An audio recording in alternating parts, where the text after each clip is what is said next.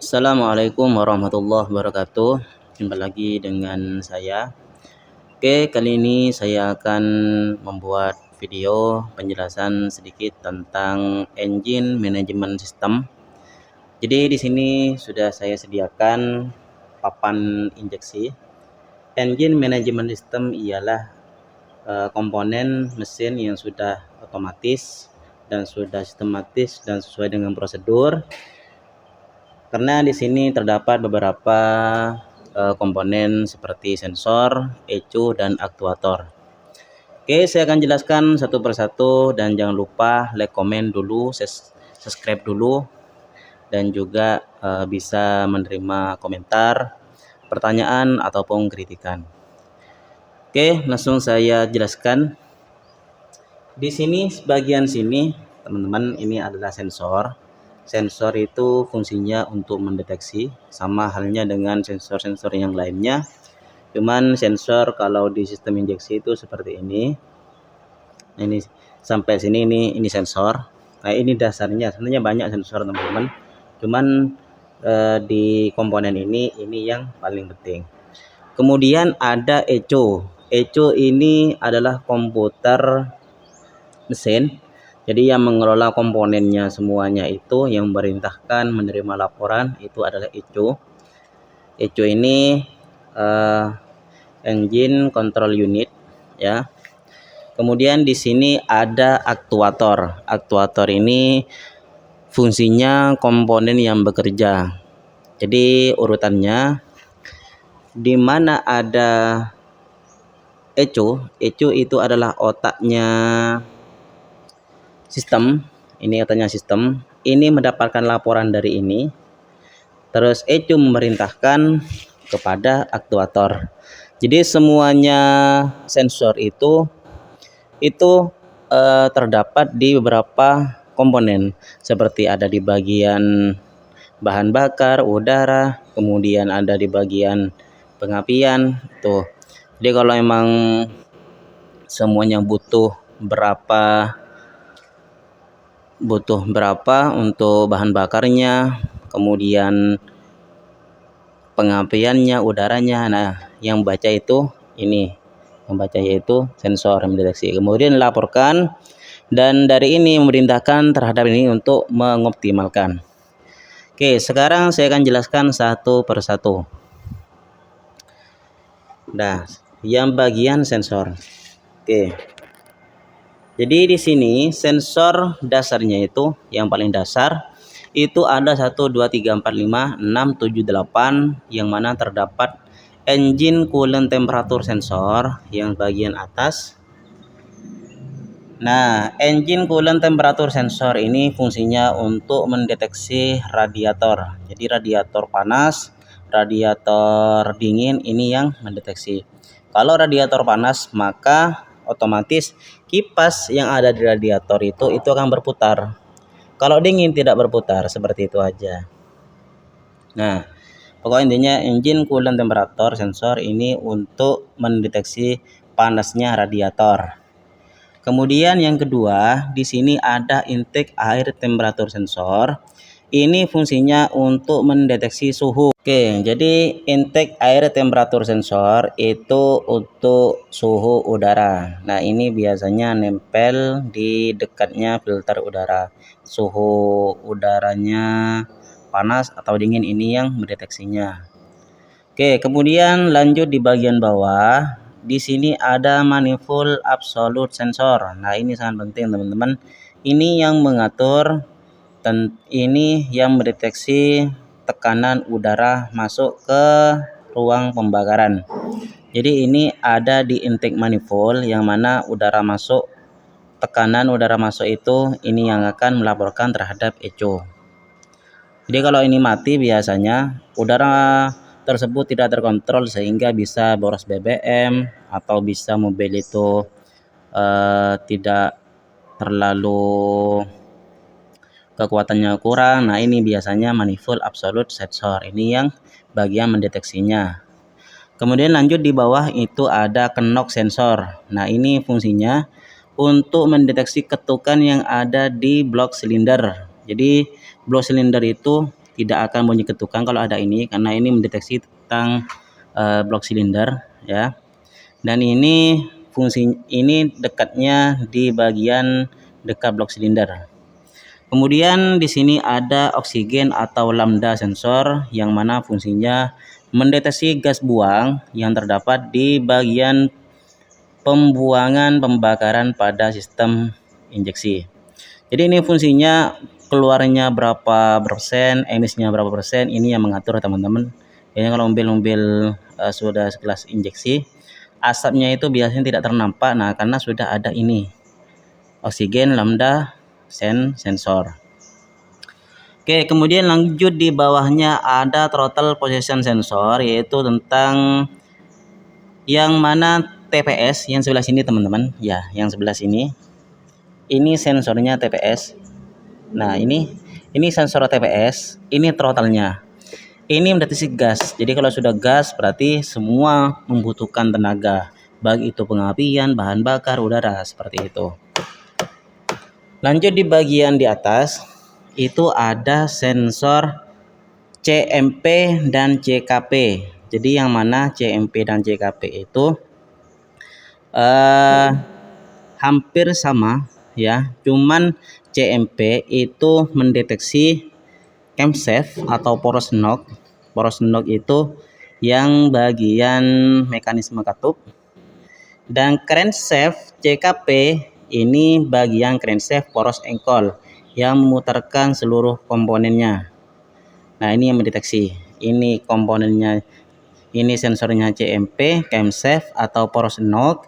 Ini CKP, sensor crankshaft atau poros engkol. Nah, ini bagian engkol yang silinder. Nah, ini poros engkol. Oke, lanjut di bagian ECU. ECU ini adalah komponen utama dalam injeksi, yaitu otaknya atau komputernya sistem injeksi. Kalau ini mati ya, maka semua komponen itu tidak akan bekerja. Oke, ini otaknya teman-teman. Oke, ini sudah paham. Oke, lanjut kita bagian aktuator. Aktuator di sini terdapat koil. Ini dasarnya teman-teman ya, ini dasar. Ada koil, ada injektor, ada ISC, ada VVTi, fuel pump, fan, dan EV. Oke, saya jelaskan satu-satu. Di sini yang pertama terdapat koil. Koil itu mungkin teman-teman sudah tahu semua, yaitu tentang pengapian. Jadi kalau mobil konvensional itu, mobil karburator, satu koil itu dijadikan 4 aliran busi. Kalau ini satu koil satu busi.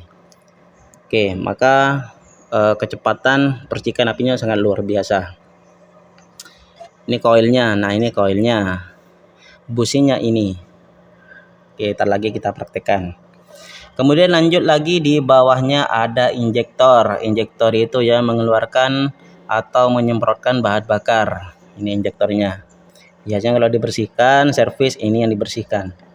Karena ini komponen yang mengeluarkan atau menyemprotkan bahan bakar. Lanjut di sini ada VVTi. Oke, ISC dulu. Di sini ada ISC yang mana komponen yang menstabilkan mobil itu bisa laksam, menstabilkan RPM. Nah, itu ada ISC. Kemudian ada VVTi. VVTi ini sistem yang mana diterapkan pertama kali oleh Toyota. Ini fungsinya agar camshaft, crankshaft bekerja dengan baik dan juga mobil itu bisa optimal. VVTi ya. Tidak semua mobil yang injeksi itu sudah VVTi. Cuma kalau sudah VVTi pasti injeksi. Oke. Kemudian lanjut ke fuel pump. Nah, ini tekanan pompa ya. Ini tekanan pompa teman-teman. Jadi kalau sudah dihidupkan, tekanan pompa itu akan naik. Tuh, karena ini fungsinya untuk menekankan atau menyalurkan bahan bakar dari tangki ke yang lainnya, yang pasti ke sistem pembakaran. Oke, kemudian ada fan ini kipas untuk mendinginkan radiator, sama penjelasan yang tadi. Ini kalau mendapatkan perintah dari eco, karena panasnya radiator ini akan hidup otomatis. Tidak hidup terus ya, ini tidak hidup ketika mobil hidup kalau mobil itu masih dingin. Ini pasti hidup kalau sudah mobil itu sudah panas. Nah, ini relay, ini bagian sistem kelistrikan untuk penguatnya, sistem relay. Oke, lanjut ke praktek. Oke, saya letakkan dulu di sini.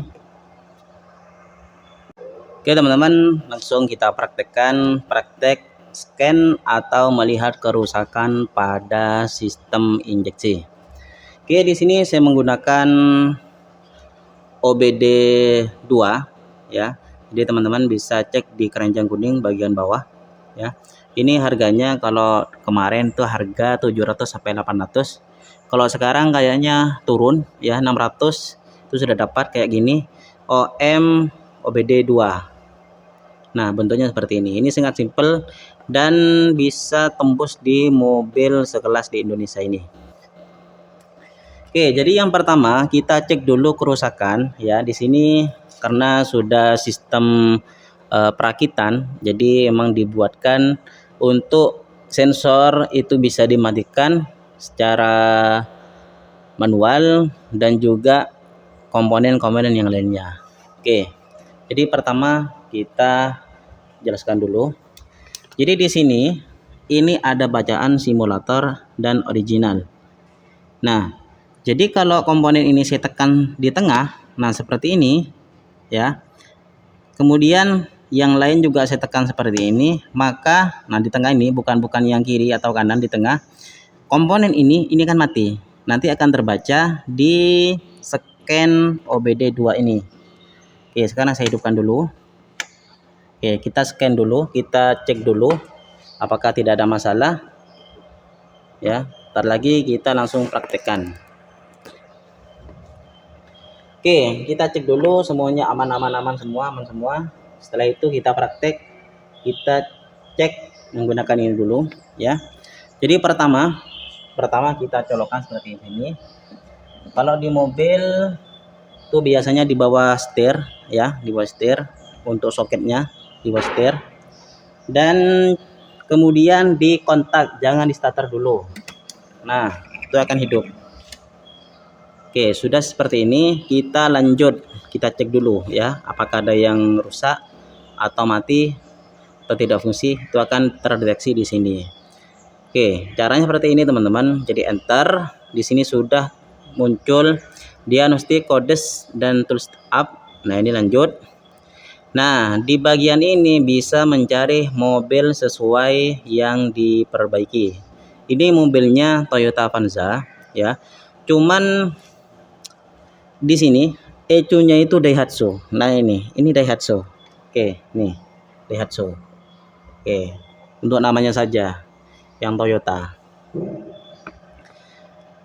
Oke, di sini Daihatsu ya. Nah, Daihatsu. Kemudian kita enter masuk. Ada dua pilihan. Read codes ini untuk melihat kerusakan. Kalau eraser codes itu nyeken atau membersihkan kerusakan. Oke, kita langsung enter. Ini akan menjadi teman-teman. Oke, tidak ada. No file code store. Nah, ini tidak ada yang bermasalah. Oke, sekarang saya matikan lagi. Oke, sudah mati. 1, 2 sensor ya. 2 sensor saja saya akan matikan di ECT, kemudian di manifold. Nah, 2 sensor saya matikan ya. Ntar lagi saya akan cek apakah terdeteksi atau tidak. Berarti untuk sensor 2 ini sudah mati ya. Kita cek dulu. Nah, kalau sudah ECT mati, kipas itu akan hidup terus. Karena tidak ada perintah untuk hidup atau mati. Nah, itu hidup terus. Oke, berarti ECT itu sudah mati ya. Kita cek di sini apakah betul atau tidak ya. Bla bla bla bla. Oke, kita enter seperti yang barusan. Terus lanjut. Bagian ini cari mobil Daihatsu. karena ini produknya Daihatsu, ECT-nya, kontrol unitnya, ECU, dan ini red codes langsung masuk untuk melihat kerusakan.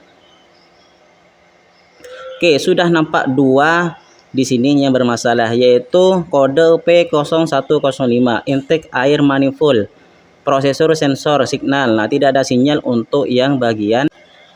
Oke, jadi kode ini mendadakan bahwa untuk manifold absolute sensor itu tidak berfungsi atau tidak ada sinyal dengan kode P0105. Kemudian yang kedua, di sini ada kode P0115. Fungsinya di sensor water temperature sensor signal. Nah, ini bagian ECT, air radiator. Untuk kode ini bisa dicek Google. Jadi kalau teman-teman pengen tahu kode ini kode apa, bisa cek Google, nanti akan banyak penjelasannya itu sensor apa yang mati. Oke. Kemudian ini sudah mati ya.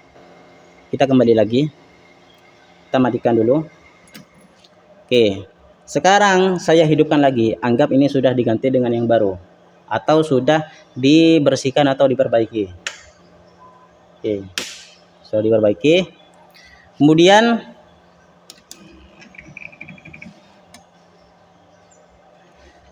yang kedua yaitu scan. Jadi pertama, kalau sudah diperbaiki itu harus scan, karena untuk menyambungkan sinyal dari ECU yang tadi atau ECU baru dengan dari sensor yang tadi mati menghubungkan dengan ECU.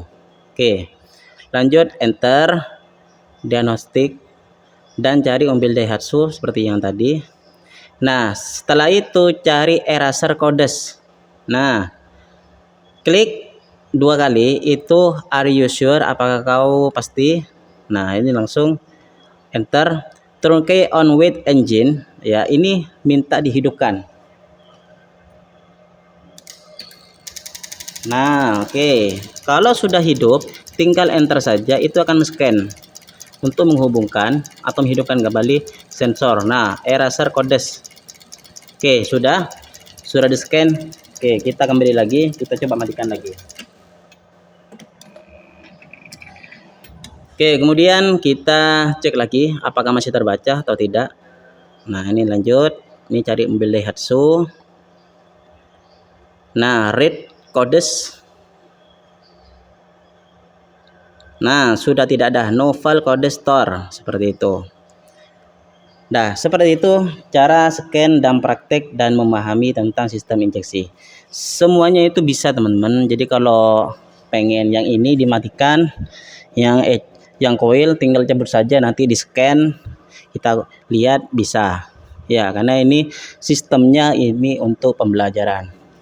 Oke, mungkin itu saja sedikit penjelasan tentang engine management system mobil Daihatsu. Semoga kita selalu diberikan kelancaran dan masa depan yang cerah, khususnya untuk siswa otomotif dari SMK Sunan Bonang, Lebah Braniwetan, Barong, Probolinggo. Terima kasih, mohon maaf. Assalamualaikum warahmatullahi wabarakatuh.